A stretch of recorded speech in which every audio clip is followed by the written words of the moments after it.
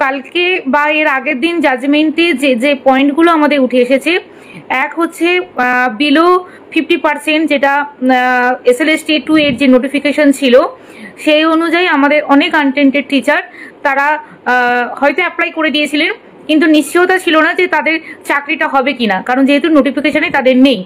সেটা কোর্ট অর্ডারে সেটা সম্ভব হয়েছে, সেটা আমাদের অর্ডারে লিখিত আছে যে কোনো আনটেন্টেড টিচারকে বঞ্চিত করা যাবে না। সুতরাং অনেকেই যারা আছেন যারা হচ্ছে 45% বিলো 50% যারা আছেন তারা নিশ্চিন্তে পরীক্ষা দিন। পরীক্ষা যদি ভালো হয়, জানি না কি আছে কপালে, তাহলে চাকরির ক্ষেত্রে সেখানে কোনো বাধা হবে না। 1 নম্বর। 2 নম্বর হচ্ছে এজ রিল্যাক্সেশন যেটা ছিল, আনটেন্টেড টিচারদের যে এজ রিল্যাক্সেশন ছিল, সেখানে ধরুন আমাদের স্বপনদার মতো যারা টিচার আছেন তারা 9-10-এ আনটেন্টেড টিচার ছিলেন, কিন্তু 11-12-এ ফর্ম ফিল আপ করতে পারেননি কারণ তারা এজ রিল্যাক্সেশন পাননি। এখন এই কোর্টের অর্ডার অনুযায়ী, গতকালের কোর্টের অর্ডার অনুযায়ী তারাও ফর্ম ফিল আপ করতে পারবেন।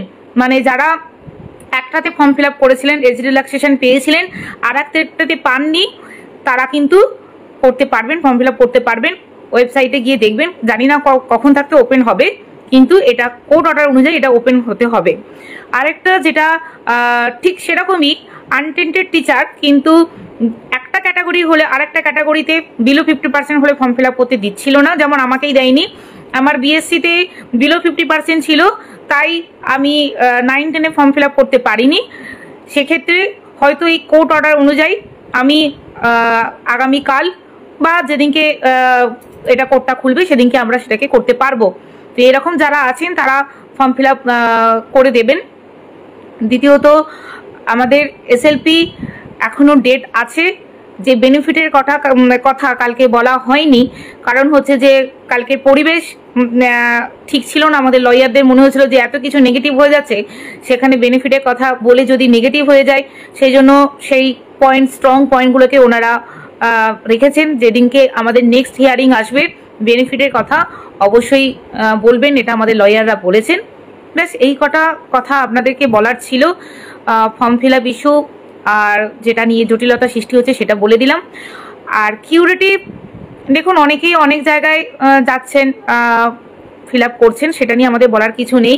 আপনাদের যাদেরকে ট্রাস্টেবল মনে হয় যে তারা আপনার হয়ে লড়তে পারবেন, অবশ্যই করতে পারেন। তবে যেহেতু আমরা একদমই বই খাতা তখন ছুঁইনি, কারণ রিভিউয়ের আগে আমরা রিভিউতে আশাবাদী ছিলাম, সেই জন্য আমরা বই খাতা ছুঁইনি। তো এখন যেহেতু একদম সময় নেই, আর কিছু করার নেই, একটু আমাদেরকেও প্রিপারেশন নিতে হচ্ছে, বুঝতেই পারছেন। মানে একদম সৎভাবেই বললাম যে একদম কিছু তো রেডি হয়নি। এবার এই 14 দিন আমার হাতে আর নেই, আর আমি যদি 9-10-এ ফর্ম ফিল আপ করি তাহলে আমার কাছে আর 7 দিন।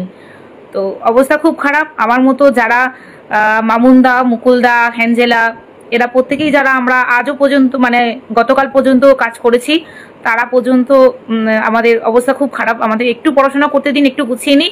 তার মধ্যে আমরা লয়ারদের সাথে কিউরেটিভের কথাবার্তা বলছি।